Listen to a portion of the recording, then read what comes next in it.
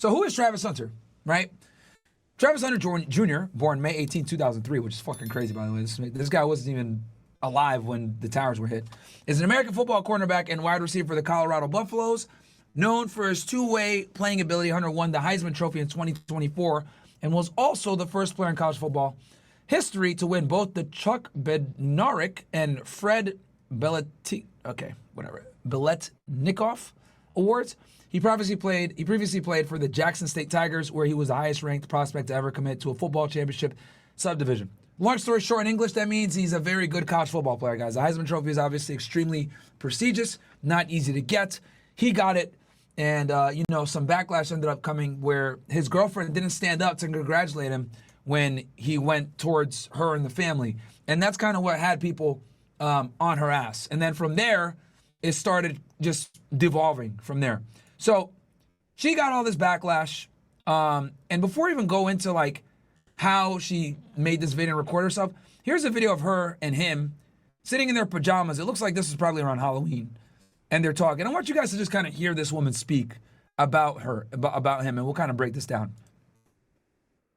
I just didn't respond to him. He wasn't my type. So then I left him. I wasn't her type. I left him in my DMs for like 2 months, and then finally I answered him. But I didn't want to like be nothing. I just wanted to just be friends. Like we could be friends. And then, bruh, I left him in my DMs for months, bro. See, her voice is already annoying, right? She gives off a thought voice, but the fact that she wanted to make that a point tells you guys that this is the type of chick that enjoys having men chase her, right? She enjoys getting attention, which all girls do to some degree. But for her, the fact that she's making this a statement, a point of engagement in this video speaks volumes as to like where her mind is at, because she looks at it, and this is how they are, right? So if you get into the mind, the psychology of a thought, you go into their brain. They know that they're useless to society for the most part. They understand that they don't necessarily bring value. They understand that a lot of times they don't have any real skill set. So their skill set is to be able to garner attention from men. That's their only claim to fame, right? This is why when you look at like a lot of these, like, they put so much money, time, and energy into the way they look. Why? Because they understand that they don't really have any real tangible skill sets, right? And if you don't believe me, if I took most of these attractive women that have a big OnlyFans following or, make money doing X, Y, Z off their beauty, if I took their brain and put it into a man's brain, they'd literally live in fucking poverty, right? That's the metric that you guys want to use. If I took this woman's brain and I put it into a man's body, an average looking nigga, at 5'8", would that man be successful? The answer 9 out of 10 times is going to be fucking no. Hell fucking no, right? And this is how a lot of girls get by. So thoughts, right? Their currency is male attention. And not only is it male attention, it's male validation, attention, and them messaging them on social media apps how much attention they can get, right? This is why social media is so poisonous to women. Because what it ends up doing, okay? And I really want to get deep in this shit so you guys really understand the female psyche, because I don't think many people have a deep understanding of how women think like I do. I've talked to 3,000 plus women. I know these bitches better than they know themselves. Are inherently solipsistic, guys. Solipsism is a fancy way of saying the world basically revolves around them. They're already naturally like this. Coming out the womb, they're naturally solipsistic. They're naturally narcissistic. Now, before you guys get angry and say, Myron, that's fucked up to say, or why are you saying that? Well, guys, it's a defense mechanism. Why? Because women carry the next lineage of offspring. So they must be cautious about who they deal with, and they also must look at the world as everything revolves around me, because she's not just responsible for her life, she's responsible for her child's life as well. So since are naturally solipsistic and naturally have narcissistic tendencies, which I think is actually a good thing, by the way. This is not me here detracting nature. I'm just explaining it to you guys. Since they already have these built-in features, social media, the internet, right, and dating apps, etc., all it's done is exacerbated this unflattering trait about. Now, I really want you guys to understand this. Like, I'm going to rewind that one more time. Because if more men understood this, we wouldn't have the problems that we fucking have. Women are naturally and inherently solipsistic. The world revolves around them. So if you add in amplifiers such as social media, dating apps, the internet, where they're getting constant attention from men, right? It's literally like putting kerosene on a fucking fire that was already been going. So what ends up happening a lot of the times is these women, especially, assign their value on how many men contact and DM them. Why is this a problem? The reason why this is a problem is because they need that attention constantly to feel good about themselves, right? So what ends up happening a lot of the times is these women end up like thirsty Lamborghinis where they constantly need fucking gas. And if they don't get the gas, the car doesn't move. But the gas over time is going to fuck them up and impair their ability to have allegiance to one gas station, right? And that's kind of an analogy I'm using here. But the point I'm trying to make, guys, is that a lot of, especially thoughts like this, assign their value to how much attention they get with men via Instagram. Now, obviously, she's kind of like, oh, I left him in my DMs for a few months, but I can read between the lines of what that really fucking means. I left him in my direct message inbox alongside a bunch of other men like him to prove the point that I reserve the right to come back and talk to you or anyone else I choose to at any time because I have the fucking leverage. That's what that means. Okay? We got to decode the fucking womanese. Right? Because women are very good and very clever at saying things in a certain way where men are too stupid to decipher what the fuck they're saying. All right? So let's rewind that back a little bit. And like the video, by the way, you guys are not going to get an analysis like this anywhere else on the internet, right? You guys just aren't, right? There's no one that's more versed on thoughtology as myself. I am literally a self-proclaimed thoughtologist. I left him in my DMs for like 2 months, and then finally I answered him. But I didn't want to like be nothing. I just wanted to just be friends. Like we could be friends. And then after I finally answered him on Instagram, then we texted for like a long ass. A long time. Like another 2 months. And then look at him. He just happened to be there with her, bro. Look at him all smiling and shit. Yeah, long ass stuff. Like, see, this right here, guys, right? You guys want to know what the most dangerous man is to a woman? Go in the chat. I want to see if anybody in the chat can figure this shit out. Before I answer, you go in the chat. I want y'all to type in what you guys think is the most dangerous type of man to a woman. And while we do that, I'm gonna go ahead and one who knows his value. Oh shit, nigga, I said the chat. But anyway, that's fine. So yeah, like Ivy said, correctly said, by the way, a man that knows his value is the most dangerous thing to a woman like this. Why? Because when you know your value, right, and you understand that you carry more value than she does, guess what? You're not gonna pedestalize her, okay? And that's a woman's greatest strength against you is you not realizing your value. What he doesn't understand is that I could find thousands of girls like this fucking, right? But there's really only one Travis Hunter, right? And this is a perfect example of a guy that's young as fuck. What is he, 20? He's probably 20, 21, right? Football star, doesn't realize that there's way less of him than her, right? So this is mistake number one, not understanding his value in comparison to her.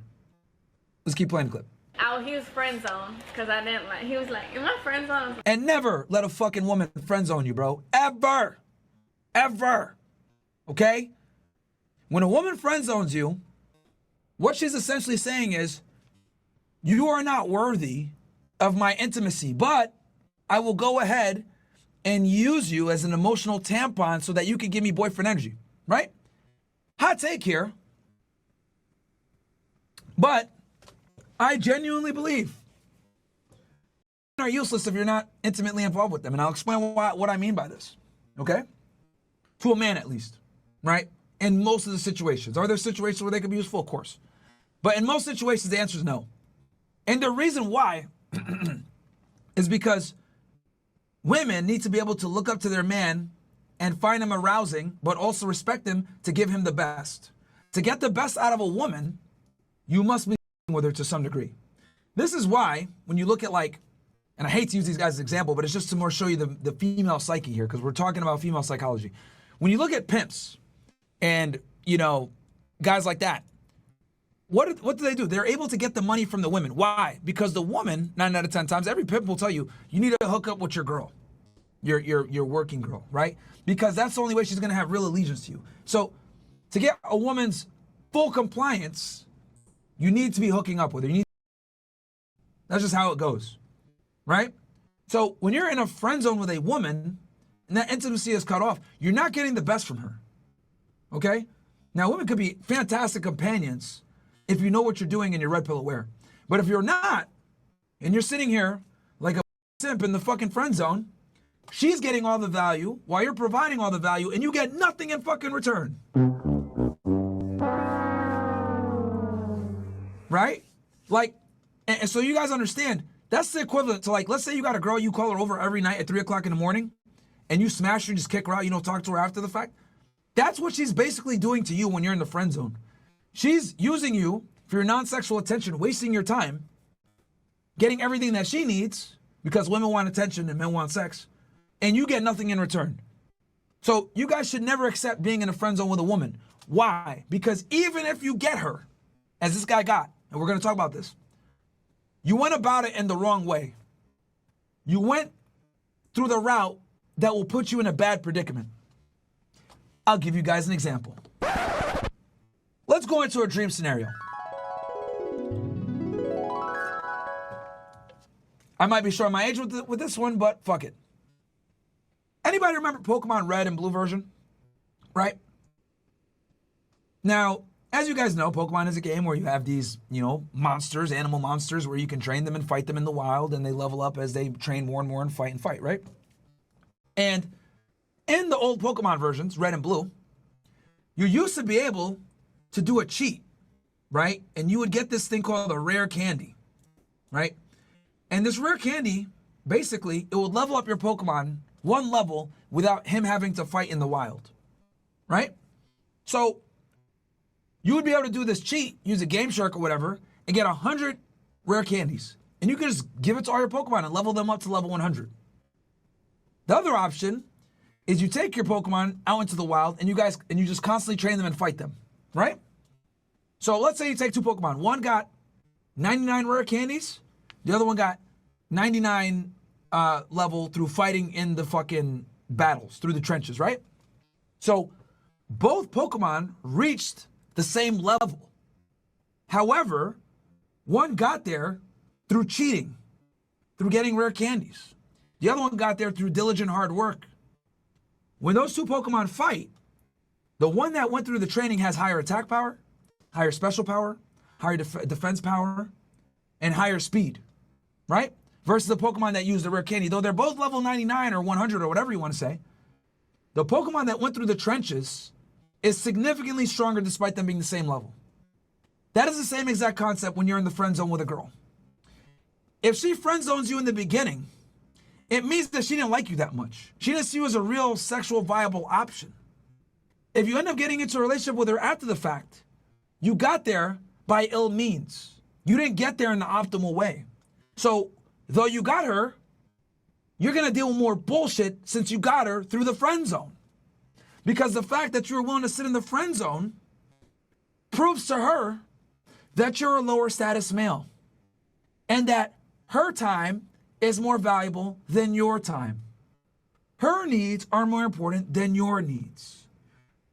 She can make you wait and you sit there like an idiot. So, yes, you could go ahead and pursue her and chase her and stay in the friend zone and eventually get her to be your girlfriend. But she's never going to have that same level of visceral attraction to you as if you had not waited in a friend zone. Does that make sense, chat?